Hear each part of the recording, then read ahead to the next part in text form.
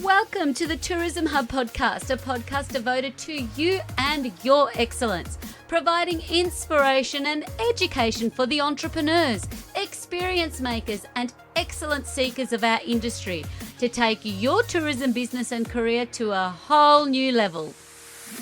Relax. Welcome everybody to this episode of the Tourism Hub podcast. I am your proud host, Despina Karatzias, and this podcast is brought to you by the Institute of Excellence, the home of Institute of Tourism and Institute of Small Business. Now, today is a very, very special day and a very, very special episode. I heard a quote this morning and that I'm just going to share with you. It's nice to be important, but it's important to be nice. And my next guest is someone that exudes authenticness, trustworthiness, and then has the business acumen of any great entrepreneur that you may hear or be inspired by. She is the G to my D. Without further ado, my dear Giovanna Lever, thank you so much for joining me on this episode of Tourism Hub podcast. Hi, Despina. I am so happy to be here. We've already kicked off with a meeting of the minds and some cunning plans. So excited. So excited. It's a long time coming. So long time coming and overdue. And what's overdue is just when I started this podcast and I think about people that I want to share their story, you've been on the list. And just to make this happen, because you're kind of like, you're the person that I've met along the way that I think there's a pre-Giovanna and post-Giovanna experience. And as an industry, particularly in the Australian tourism industry, you are so well loved and respected, and you've given so much of your incredible work, and you've just done so much that is just a pleasure and a thrill. But thanks, Despina. You are one of a kind human in tourism, and that's what I really, getting even more curious about your journey. If you can imagine, this is your life. Please take me back to the Giovanna who is now the proud owner and leader of Sparrowly Group. Take me back to the Giovanna where she was raised, her journey, and right up until now, and then we'll kick off from there. So what do I need to know about Giovanna pre-meeting Despina? Well, first of all, I just want to say I feel like I'm living my dream of my Oprah moment. Yes. What is Oprah's best friend's name again? Obama. No, Gail. It's Oprah and Gail. Yeah. You're Oprah, I'm Gail. Oh my God, we're having our moment. We're having our moment. But then Michelle Obama's coming in as well. Yes. And, it's Oprah and friends. I feel like I'm totally living my dream here on the couch with you. Yes. So let's just have that moment together, Despi. So good. So good. Thank you for that most amazing introduction. I didn't realise that that's how you felt. Thank you. I have no words on that. But let me start, I guess, from the very beginning. Yay. So born and raised in Bundaberg in Queensland. My parents moved to Australia in 1968 from Italy and immigrated to Australia. So I am both an Italian and an Australian citizen. Still vote in the Italian elections, although it's not as straightforward as Australia can be a bit, complicated. But, it's great to have that dual citizenship, and I feel very, very proud and grateful for everything that my parents have done for me. So I grew up on farming land, intensive horticulture. What is intensive horticulture? So vegetables, capsicums, tomatoes, zucchinis, etc. And like any good child of an immigrant, immigrant people, as soon as we could walk, we were out working and helping our parents as they, were amazing, learning English and finding their way in this new life.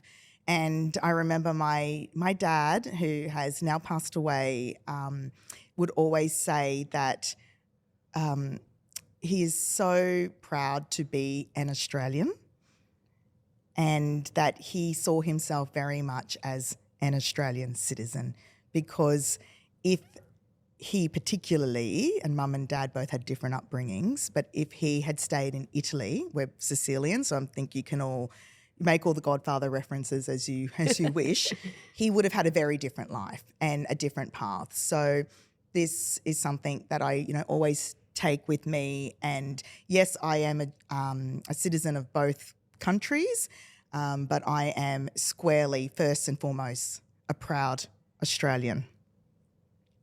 So I am the youngest of four, and of course the youngest, they left the best to last. And I always ring my mum on my birthday first, and she's like, you need to wait till I ring you. And I'm like, I'm ringing just to say congratulations on another year.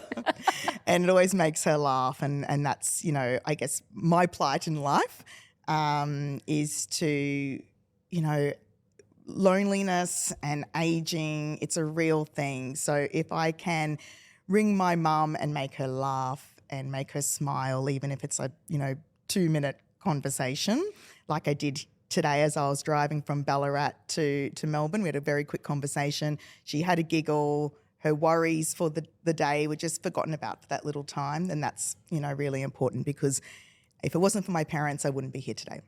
So went to uni, did all that sort of jazz. But as I always say, the degree's one thing, but everything I've learned has been from the school of life and from my upbringing, and being very involved in the operations and business management, particularly from the age of 13, when I was the only one left at home.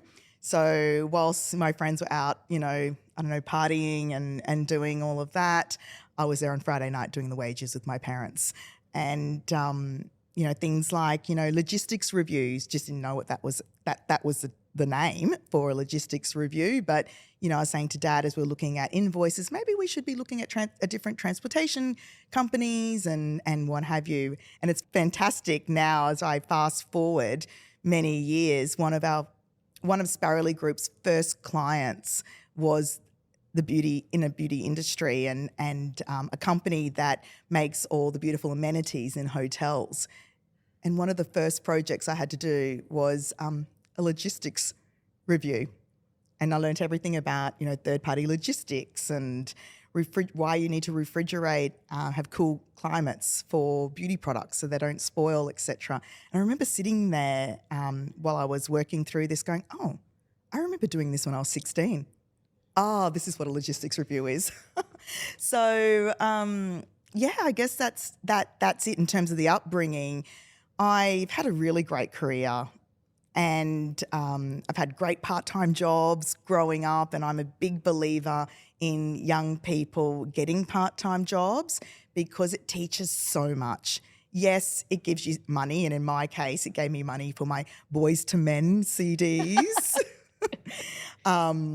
Celine Dion, and then moving on to like Smashing Pumpkins and all of that. So I think, starting early by having some work experience really does set you up for life. Absolutely. And I can appreciate in knowing you now up close and from afar that business acumen, and particularly that financial intelligence that we were talking about earlier, where that came from. And it does. These things happen at a very early formative age. I also, just in relation to your family and your beautiful father, I did, and I'm going to share this because it was only, I actually forgot to mention this to you earlier, that I watched your TED Talk. She's also a TED Talk speaker, guys. And it was on the human connection and just sitting around the table, and there's the head and then the baby at the other end. And I can see also that is carried with you everywhere that you go. And the spirit of that, you know, the human connection and the empathy that you have in the way that you navigate the world, in also with the business acumen, I think is what makes you, makes you G. Thank you, Despina. And there's also this path, and I couldn't agree more. And of course, we have this shared experience of, you know, having parents that migrated. We've got the Italiano and the Greco. Una faccia, you know. una razza. You know it. Yay. And also, I guess it's something else that I think that happens early on, and I can see this. I guess I was the eldest, you were the baby, but there's this responsibility from a young age because our parents English wasn't their first language, and they need the support and services that we know and we deliver in our businesses today. 1,000%. Wasn't available back then.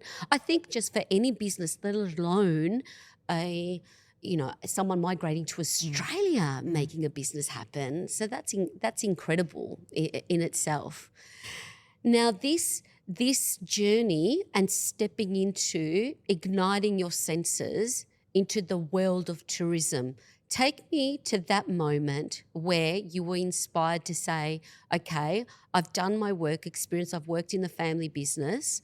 What was the moment that you said, wow, there's something here, and I'm going to pursue this path of working in the Australian tourism landscape? Well, I hope I'm not going to disappoint you when I tell you this story, in that I kind of just stumbled into it. But I will take a step back and talk about my first job, which was in sports marketing. Mm-hmm. So I'm really terrible with directions. So I was at uni trying to find my lecture theatre, and I got completely lost. And I saw an ad looking for an assistant. Now, remember back in the days where someone would print out an ad and then you would just tear off the number?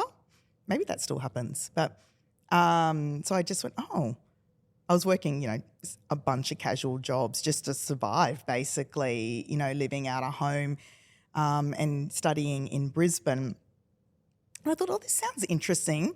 Sports marketing, it wasn't exactly the most athletic. And whilst I love exercise and well-being and what have you, my parents didn't have time to take me to netball and dancing and this and that. So it wasn't really in my DNA. I thought, this could be interesting. So I started my working just casually, and then that ended up being my first full-time job for an amazing man. His name's Jason Greenhalgh, and he owned a business called Major League Marketing, and it was sports marketing agency. And he had a really great career working in rugby union for what is now Lion Nathan, and he had just gone out on his own, kind of like how I started Sparrowly Group in 2015, and I was his very first employee, and I worked for him for about 3.5 years, and it was great. We were building a business together, right, to like, what sort of fax machine, what should our fax number be, through to, really thinking about like clients and client servicing and putting systems and processes in. So I was so lucky. I worked in both the amateur sports and also professional sports arena, and it was year 2000 when the Olympics were on. So we also had an arm around sports management, but I got to work for Australian Rugby. Then I moved to Sydney, the lure of love. We're still married, so it's all good. And I worked at Australian Rugby on Rugby World Cup.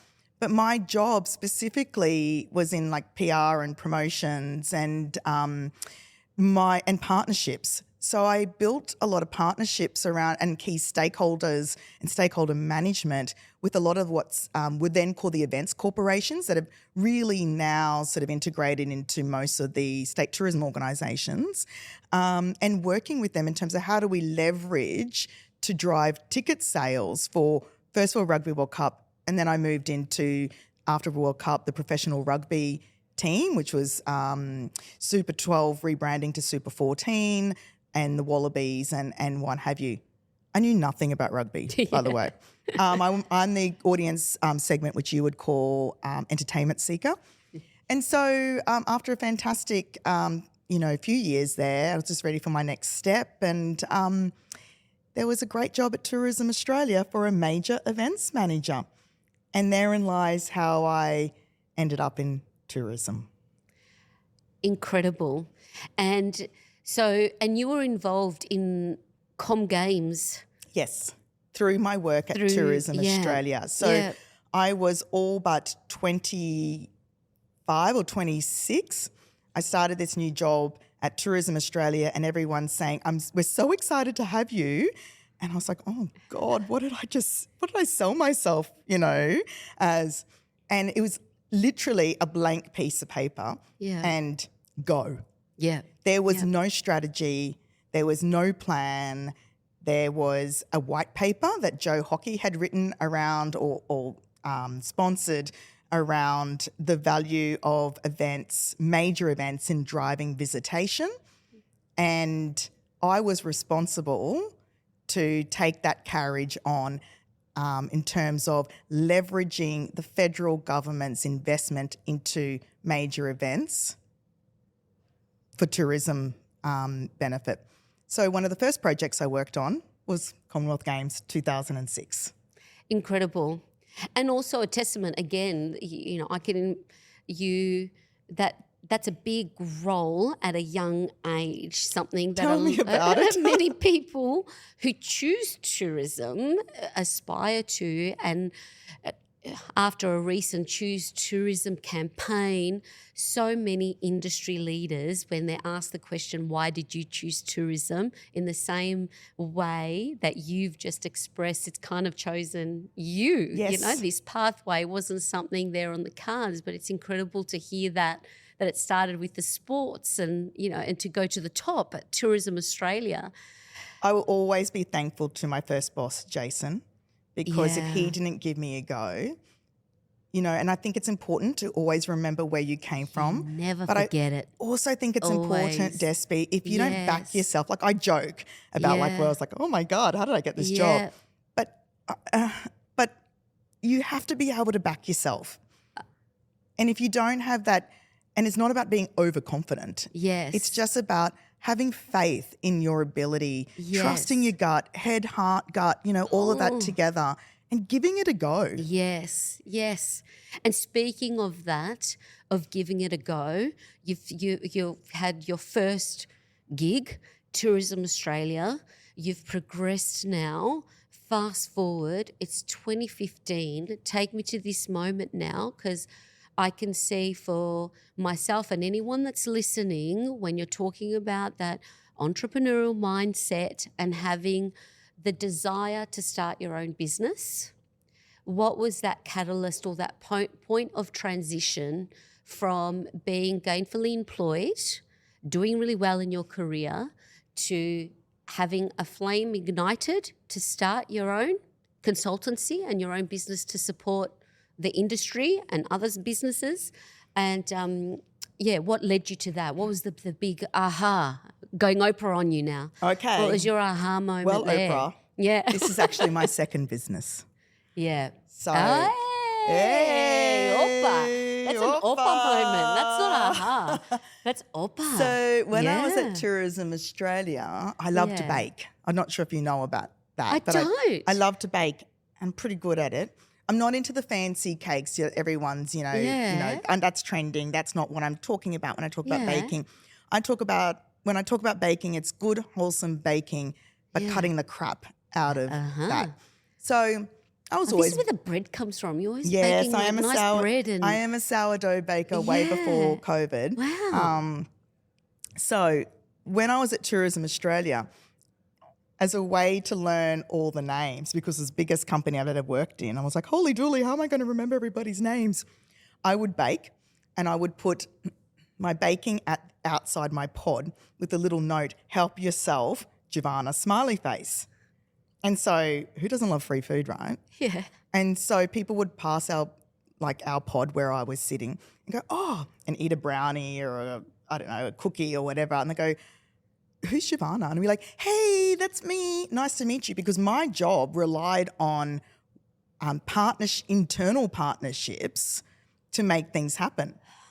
You know, I was a one-woman band, but I needed the digital team. I needed the industry team. I needed the broader marketing team. You know, I couldn't do it on my own. So I'm like, oh, I need to build partnerships. I also need to remember everybody's name. And so, I don't know, Naomi, who now works at Sparrowly Group, God love her, she would come by and she'd be like, hey, and I'd be like, hey, I'm Giovanna. Hey, I'm Naomi. I work in the industry team. And that's how we got to know each other. Anyway, I started moonlighting as a baker, and I just started a bit of a bootstrap startup baking business, and it kind of took off. So I would go to work at Tourism Australia, bake at night, deliver, go to work, and on repeat. So then when I had my first baby, Harry, he was a good baby, I just kept baking, and then, you know, got bigger and bigger. Sydney Morning Herald, good food, picked up, got a whole page in the Tuesday Lift Out. And the reason I tell this story, and I'll bring it back to Sparrowly Group, because when it was time for me to go back into, I don't want to say corporate world, just in terms of a more traditional role, or back into tourism or business or what have you, I had learnt so much from my baking business. Again, a lot about business operations, a lot about, you know, COGS, costs of goods sold, sales and marketing. You know, I had to do everything myself. But what it did for me when I did go back to Tourism Australia 3 years later was that it gave me a whole new level of humility. And to not get too mixed up when there's, like, you know, drama or carry on or in your own head, right? Yeah. Just take a minute. Yeah. So I learned a lot from that business, and that business was always meant to be just for that time while I was having my kids, and brought in a bit of extra money and made me feel like I was still contributing and all of that. Yeah. So my aha moment in 2015, I had an amazing job, and I knew I was there only for a short time, but an impactful time. I knew what my remit was. And I went over to Intercontinental Hotels Group to open Intercontinental Sydney Double Bay. And that 1 year, 13, 14 months that I worked at IHG was very transformative for me, because I wanted a commercial role.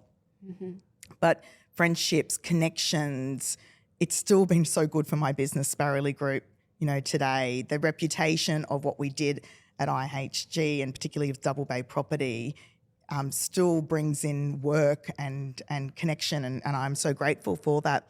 The aha moment for me was, though, after many years of managing consultancies, agencies, the transition in and out of M&C Saatchi into DDB for Tourism Australia, building out a blueprint on how to do it properly because of IP and all of that, working with the smaller consultancies, PR agencies.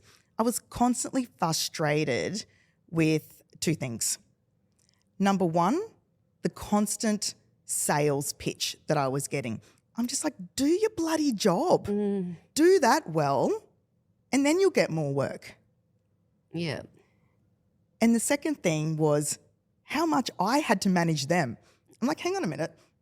Why am I spending so much time managing you? You should be managing me. You're here as a service provider, as an extension to my team, yet I'm chasing you all. And that was my aha moment. I'm like, consultancy, training, delivery needs to start with the customer. And in this instance, you know, in that instance, I was a customer. So it needs to start with that. So let's turn consultancy around on its head.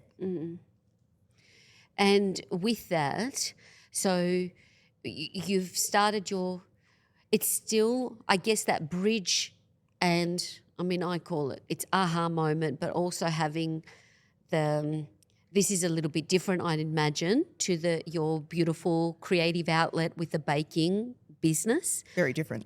Because you've still, you know, it's supplementing income, but to make that call to say, I will start, there's a starting point where I'm going to put all my eggs now in making this work.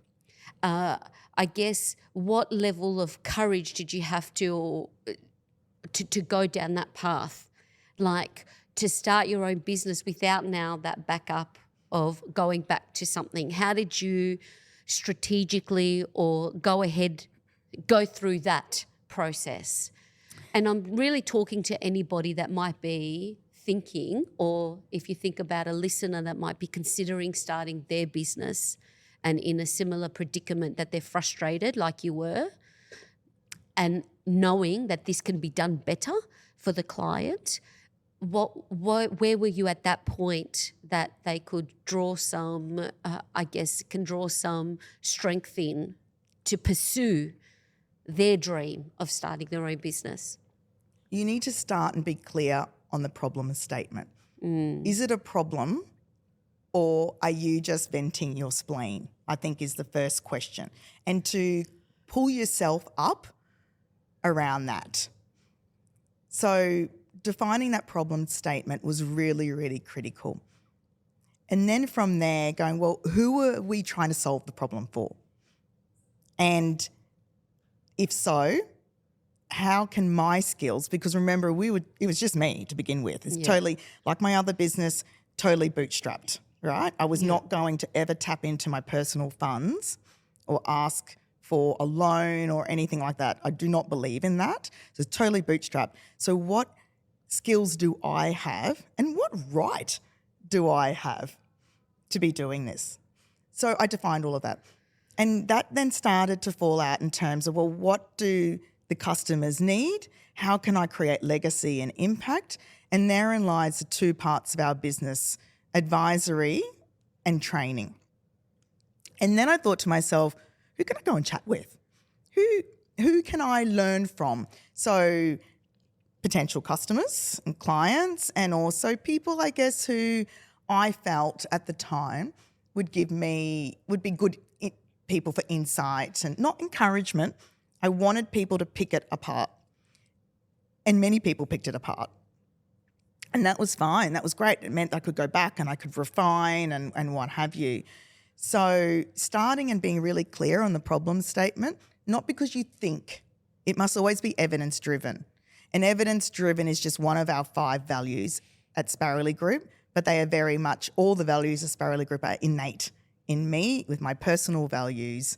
That is such a good and valid point for anybody that's listening. And I think it's not just starting your own business, starting anything new, that evidence-based and research-based, and finding people you trust to explore and pick it apart. I love that, because it just, if you talk about flying solo and needing that confidence to build on, to keep moving forward, I think for anybody that's a good thing, particularly our small business and micro businesses out there, or even big businesses, right? Can I just add though, you find your people, but make sure you're not going to people who are going to pump your tyres. Ooh, you need to have people who are going to critique and give you food for thought. And I had a lot of that. But you also need to back to my point earlier, you need to be able to back yourself and trust your head, heart, gut. Head, heart, gut. It's vital. And going through the motions, and also what I picked up from that, which I see in just the way that you roll, is the values part.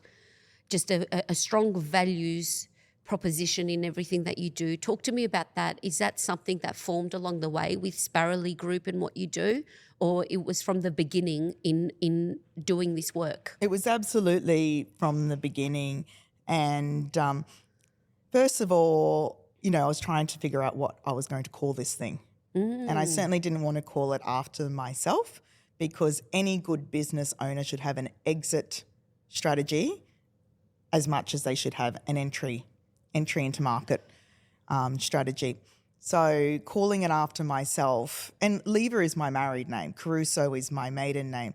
So whilst I am proud of both my names, this is bigger than me, and it was always bigger than me. So it had to be about a group and about impact, the cumulative impact. So I was out for a run one day, and I was just mulling over in my head, what matters to me? What matters in terms of this business? And out fell all the values just in my head. So I came home and I scribbled them down, and they absolutely remained true. And I thought to myself, what am I going to call this bloody thing? Mm-hmm. And I wanted it to be a little bit different. And I started dreaming about sparrows. And of course, I'm not trying to be very high. I'm not highbrow. So I went on and what is the biblical meaning of sparrows? Or I'm dreaming about sparrows. What does this mean? Yeah. And sparrows are humble birds. Mm. They are good communicators. They are good collaborators. But the true power of sparrows come when they are a collective. And I thought, okay, something to do with sparrow. And at the time it was just me. So I called it Smart Sparrow. And I knew that we would evolve over time. So I had the branding designed in a way that it could evolve, that as our name changed, no one would really notice. And then we changed and we moved into, as we are now known today as Sparrowly Group. And I kind of figure, Google, Facebook, Twitter, they're all silly names. So something a little bit memorable, something a little bit silly, but there is true meaning in terms of the origin of Sparrowly Group and sparrows. I love that so much. I never knew that. I knew there would be a good meaning to that, but to spirerly, but that is just that's really beautiful. And again, you live by everything that you talk about. All your actions are aligned. Now, something else that's piqued my curiosity, dear Giovanna, G, is the people side of things, not only in the people that you serve, but also your sparrows that you bring in and going through that journey. Talk to me about that human finding and human connection in who, and getting to know your team. I can see they live and breathe and exude your values. Talk to me about that journey and how you approach that, where now you are, the buck stops with you and bringing your humans along this journey. I'll start by saying, and I've got a little shiver, my people are everything. They are my family. Those that are in Sparrowly Group core team currently and our associates and collaborators, but also our past sparrows, what we call the alumni. Because you can't do it alone. And I think it's really important that you look after your people. Now, it was just me, but when I designed Sparrowly Group or Smart Sparrow at the very beginning, I thought about what shape I wanted resourcing in terms of people power to look like and how I would put them first and foremost. Because if you put them first and foremost, the work that they deliver for our clients and their people and stakeholders and what have you will be strong, will be meaningful. So I thought a lot about professional development. But then I thought a lot about personal development. Now that's a fine line, right? You got to be careful you don't cross that line. But I believe personal and professional development go hand in hand.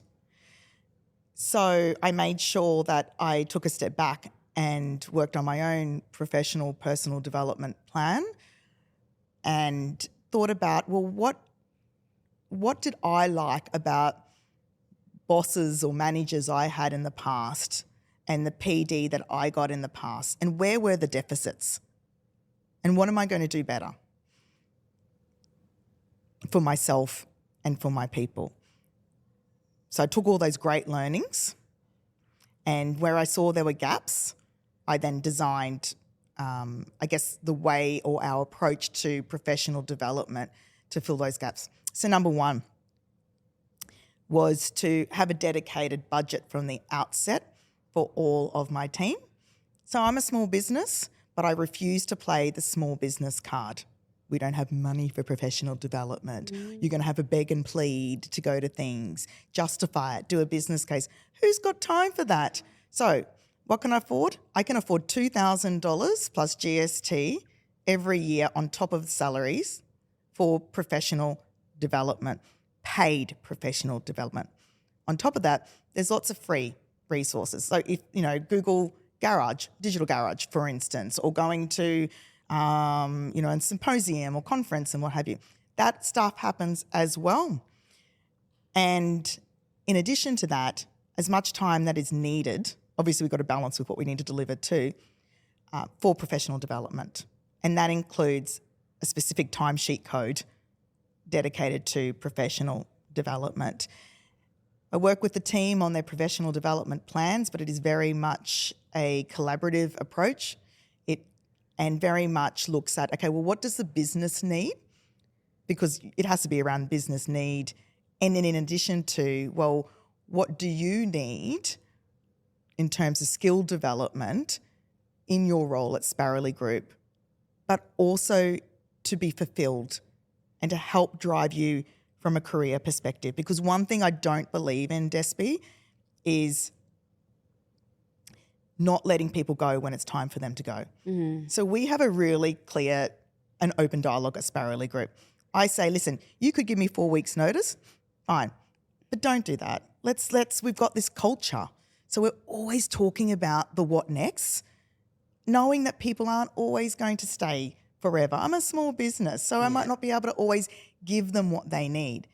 But I also believe that when it's time to clip your people's wings, you got to let them fly. Yeah. I did that when I was leading at Tourism Australia and at Intercontinental Hotels Group, and I will help them. And I always have this guarantee, and I have done this. I will help them find their next job, because I feel like as a leader, it's my responsibility to help and let your people fly and absolutely soar.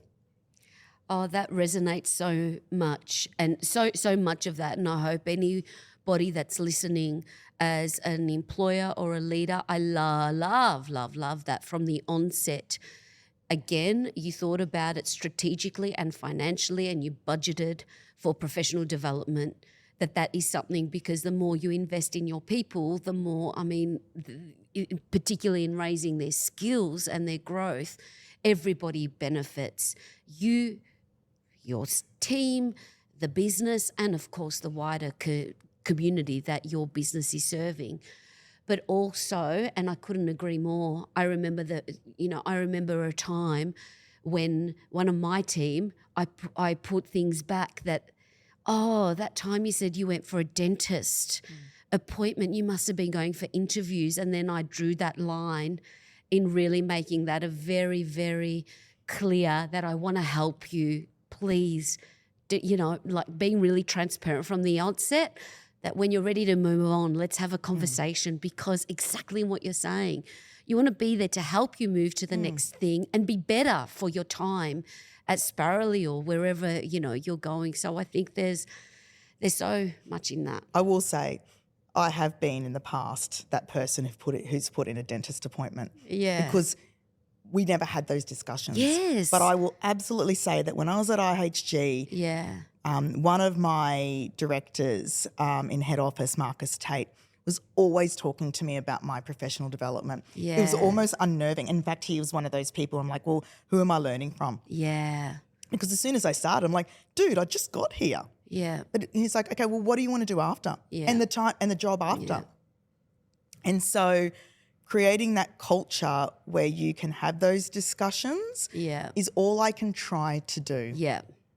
That's all I can try to do. Yeah. But again, that person, that individual needs to feel comfortable that they can have those conversations. Yeah. My job is to try to create that environment so we can have those discussions. And I hope I do. I think I do. But you'd have to ask my team. Oh, look, I can speak on behalf of your team that is something that you do. And I think a lot of people, and certainly, again, mirror against myself in that evolution of learning and leadership and learning along the way. It's like, where have I gone? Where have things gone wrong? Oh, I've never articulated that. I've never actually articulated that then you go, and it feels crap when you say, it just felt. So I think that's a really, really important distinction to make there. Now, I just want to put a little bit of laser focus, particularly now you've come from interstate. We're here in lovely, cold, spunky, funky, vibing Melbourne. What are you saying about Sydney? Yeah. You are here to do some important work, and shout out to Tourism Midwest, just specifically on highlighting on some of the incredible work that you're actually delivering at Sparrowly for clients like Tourism Midwest. Just put some laser focus on that type of work that you're doing around agri-tourism, accessible tourism, better business, building growth. If you could just talk to us a little bit about that. Sure. I'll take a step back first and just explain a little bit about Sparrowly Group, that we have 2 arms with the 3rd arm coming soon. Watch this space. Ooh. But our first arm is the advisory or consulting arm. The second arm is training. Now, at the time of starting, a lot of people said I was hedging my bets and that I should just focus on one or another. But that legacy piece and leaving our people, that's our customers, in a better place that we found them with the tools to carry on is super important, because I don't believe in just trying to create more work for yourself. We want to make ourselves as service providers, solution providers, redundant, and lift up our people, our customers. So our impact areas do include visitor economy, workforce development, economic development, and community development. And I believe strongly that they are the most appropriate industries and impact areas, because there's a real nexus. And there are blogs on our website around that, because a lot of people have said to me, you really need to niche. And I'm like, well, we do. We niche on our skills and expertise. But those industries, those impact areas are the right mix. Well, that was certainly good in 2020 when COVID hit and everybody was going through the grand old pivot and diversifying and what have you. So head, heart, gut, do your research and then listen to those 3. So in terms of the work, because today we're talking about tourism and visitor economy, one of the things that we have been focusing on is around agri-tourism and really bringing in our expertise and the work that we do in the agriculture sector as well as the tourism sector, and working with farmers in that revenue diversification. That does include agri-tourism. It also includes value adding. So we do work with farmers around that, because the 2 go hand in hand. Value adding allows agri-tourism and farmers to yield off yield from their agri-tourism, because agri-tourism isn't it brings in revenue, but that alone isn't enough. So you need that value adding piece. So it's kind of like you come and do a tour and then you buy the dates, and then all the date products, for example, the jams and what have you, the gin, the this, the that, etc. So when we're looking at diversification, you need to look more broadly than just the agri-tourism. So we work with farmers on the training side of things, but then we work with destinations in terms of developing the strategy and the roadmap to developing, for instance, in this instance, agri-tourism. But you've got to be realistic. Everybody in Australia thinks they're a food bowl. If I hear that one more time, and yes, that there is relevance, around that, but, it's really important that you find destinations or places that are agriculture rich, find the right value proposition for the commodities that are the strength for their region, and don't try to carbon copy. How we do agri-tourism in Australia is very different to Europe. But the genesis of agri-tourism in Europe is very different to that of Australia. Next week I go to Outback Queensland for 2 weeks. We've been doing work with farmers and with Outback Queensland Tourism Association in developing agri-tourism. And people scratch their head and they go, agri-tourism in Outback? Australia has a really great value proposition if it starts to look into the Outback agricultural commodities and agri-tourism experiences to differentiate from our European friends. So when we talk about supply and demand, or how, agri-tourism has really evolved over the last few years, I would think. It's really been on the forefront. Has this been a farmer-driven pursuit of diversification, or is this where has this gap been recognised and the investment been made? Yeah, so it's been recognised from the tourism side, but it has to be farmer-driven. Yeah. So there's no point saying, oh, agri-tourism, it's so great, it's so fantastic. Let's all do agri-tourism. Yeah. If the farmers aren't invested. The farmer has to want to do it. It has to fit. So when we are working with farmers, at no point are we saying, you must, you should. You have to want to. Here's all the information. Here are your considerations. It's up to you. It has to be farmer-led. Now, tourism is laser-focused on agri-tourism, as they are on wellness right now. I guess they're the top two trending pillars, if you may. Agriculture industry has a while to catch up in terms of seeing the value of agri-tourism. But the likes of Victorian Farmers Federation, because we're here and we're in Melbourne, they have recognised that. Not openly in terms of from a strategy or what have you, but in, early conversations when we're talking to them about the work that we're doing with Tourism Midwest, they realise that, yes, agri-tourism is important. It probably 5 to 10 years away, in terms of getting the agriculture sector. And I'm not talking about farmers, I'm talking about the associations, industry associations and what have you, really coming on the journey and putting focus.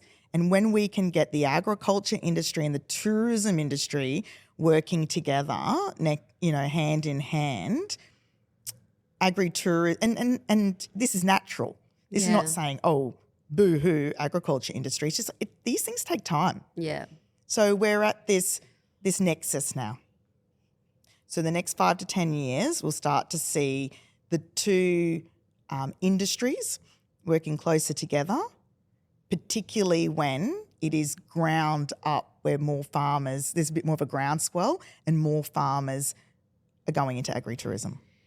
I really see that this is at a grassroots. It's a little bit like accessible tourism. 12 years ago, it was so green. We were trying to bring everybody on board, and here we are now with the second Australian Inclusive and Accessible Tourism Conference. And I see that here you're at the grassroots of agri-tourism. But we do have, in our niche industry, I feel like sometimes we're still trying to bring hospitality businesses on the journey that they're in tourism. So it's really good and important work. And I can only imagine imagine, I've never been in a room with farmers to try and explain the value of tourism as you have over the years. But I could imagine that would be an exciting proposition to agricultural businesses to see a new light or a pathway for their business or for the next generation, particularly when what we was talking about earlier with succession planning, or how this could look like for the next generation of these family-run and operational businesses. Yeah, and succession planning is absolutely critical in agriculture. And look, agri-tourism, value adding, it's a great way, particularly when farmers who might be struggling with that whole succession planning, but their kids are wanting to come back home, but perhaps they don't want to be running the farming operations, but they've got great business skills and maybe they come from tourism or hospitality, etc., as a great way to bring them back onto farm. Yeah. And agri-tourism is more, yes, it is about visitation and it is about revenue diversification for farmers, but it's also about connectivity and human connections. As farmers age and, loneliness, social connection, safety, it's both ways. So there's great reasons to do it from a visitation perspective. There's great reasons to do it from a farming perspective, above and beyond the revenue. But of course, we want to make sure that they're making money out of this as well, because it takes them away from their farming operations. So it should always be agriculture first and then the agri-tourism. If you can think back, and you don't have to name the event, but if I talk about challenging times in the journey, pre, during, post, like in your career, in business or out of business, what in terms of like considering a real challenging moment, what were the lessons and what did you draw on that time to overcome that? December 2023. Okay. So it's very recent. Yeah. Couple of things. When I started the business, I didn't pay myself to begin with, but because I bootstrapped and I needed to make sure that I had good cash flow. So cash flow, absolutely king. But I did pay myself the full amount of superannuation that I could. At the time it was $30,000. So I'd pay myself $30,000 a year, but it would go straight into my superannuation. It's now $25,000. So first thing, make sure anyone who's listening, make sure you pay yourself super, at least the 11.5%. Yeah. But building cash flow has been king. It's always, keep focused on making sure that, because you have bumpy years in business, not just consulting, in business. And watching my parents, with overdraft, when their providors, who was their distribution network, like we have in tourism, wouldn't pay their bills, and they're like $750,000 in overdraft, and the next minute there's a check for $750,000, and Dad says, "Oh, do you reckon you could just get the bus into town after school and bank this check?" And I'm like, "Okay, sure," But that stress, and I never want to be there. I don't believe in taking a line of credit, not for this sort of business. It's too risky, So you need to make sure you've got good cash flow. Now, COVID, while everyone was scrambling around COVID, I guess from my perspective, as well as supporting those 500 businesses that we've been mentoring and getting that financial acumen and getting that all sorted, I knew that from a consulting perspective, our challenge wasn't during COVID. They were a bumper years, helping, building resilience and what have you. It was post. It's the next 3 years post-COVID, with last financial year being the hardest, and as we're coming out of it. Now, this is not a boo-hoo. This is about you have to look forward and plan for the future. So cash flow, and with that is cash flow is king. So December 2023, and this last financial year, the 24 financial year, was probably the hardest in our business.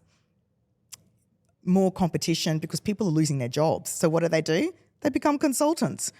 People who don't do this level of expertise, expert work, like strategic business cases, feasibility studies and what have you, developers now winning work that we do. So I was like, oh my goodness, what's going on? Now I can complain and, become a mushroom or what have you, or you can rise above. So in December 2023, although we had good cash flow, I built a turnaround strategy for Sparrowly Group because we're going to get out of this. We're all in, we're all owning, but my cash flow is good. Cash flow is king. You have that for a rainy day.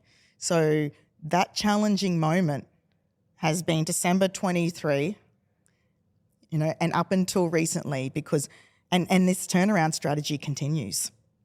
But it's really foolish if people, if I sat here and go, Despina, it's great, I'll be lying. Working in business is hard. So if you don't have and there's a Greek word, but I don't know what it is. It's kind of like, yeah, I'm doing the motion, but she knows what it is. Kahunas. Yes, the kahunas. You gotta The kahunas. you gotta have the kahunas to be in business because it's freaking hard, and you have to, like I say, back yourself, but don't crawl under a mushroom. If you see the writings on the wall, you need to develop a turnaround strategy and work with your accountants, work with your business advisors, be really transparent with your team, bring them on the journey. And I go back to Naomi, who I met back when I was baking brownies at Tourism Australia, who's one of my foundation team members, and she rang me after our mid-year planning just recently, and I took them through everything. My spread forecasting is called eggs, and then eggs with a side of bacon, right? Eggs is secured revenue, and the side of bacon is our potential, right? Yeah. And I showed them all of that, and she rang me and she's like, oh, Jiv, you are like next level, man. Yeah. And I said, yeah, well, transparency is important. And she's like, just to be able to have that level of transparency and trust, thank you. And I'm like, no, thank you guys, because I can't do this without them. Yeah. Brilliant. As it's gone very quick. It has. It's gone so quick. Got so much to more. say. We'll have to do a part 2. But I'm going to quickly take us through just an excellence round as we close off, unfortunately. Ding, ding, ding. But firstly, thank you for sharing. You are next level. I agree with Naomi. We're going to head straight into it. Best advice you've ever received? Back yourself. Back yourself. Because if you don't back yourself, who's going to do it for you? Incredible. A personal habit that contributes to your success. Don't drink too much. Don't eat crappy food, and move that body. Whoo, action. And a resource that you can't live without. What's something like an internet, digital resource or otherwise that is a daily go-to for you? It's chick lit. Sorry, I'm not very highbrow, but a resource for me is chick literature. If I read that, it helps me really just decompress. Yeah. And that's my resource because it clears my head. And also sleep. Yes. You need to have good sleep health. And although I'm an early riser, good sleep. Good sleep. A book, chick lit or otherwise, a book that you would recommend to our Tourism Hub listeners and viewers? I am really sorry. I don't have a book because I am really lowbrow. Yeah. I read chick literature. Yeah. But I think for me it's about listening to people. Yes. Listening really deeply. Yeah. And learning from people and being curious. Being curious. A favourite chick literature? Go to? No. No? I've got heaps. Just anything. Absolute favourite holiday destination? I have lots, but Japan, we're going in October and I can't wait. You've got that to look forward to.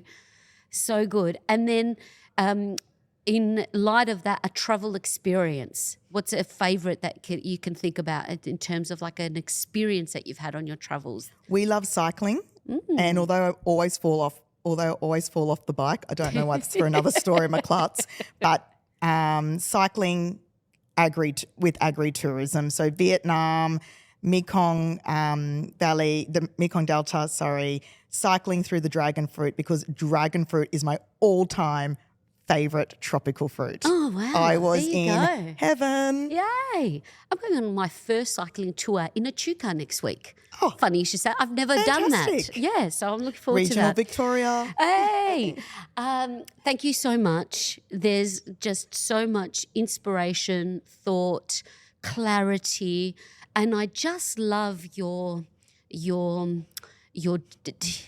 ability to be so direct and decisive and transparent in all you do, not just business. I think just being, every time I'm in your aura, in your space, it's something that I really, really appreciate and really adore about you. Keep doing what you're doing. Keep inspiring. I'm sure you'll inspire many today. I will have best place to connect with you. I will have everything on the show notes. Giovanna Lever, she's on the LI, on LinkedIn, Sparrowly Group. I mean, you just need to Google this good human and you will find out more. Thank you from the bottom of my head, heart and gut that we made this happen today, dear G. Right back at you, dear D. And thank you to all of you for listening to another installment of the Tourism Hub podcast. If you dug what you heard or what you watched, please, it does make a difference to give it a little like or subscribe or let us know. And there's quite a few of you that are coming in from America, which is great. So hello to our US audience. I hope this has inspired your thinking too. Until next time, keep being excellent and doing better today than what you did yesterday. Big love, everyone. Relax.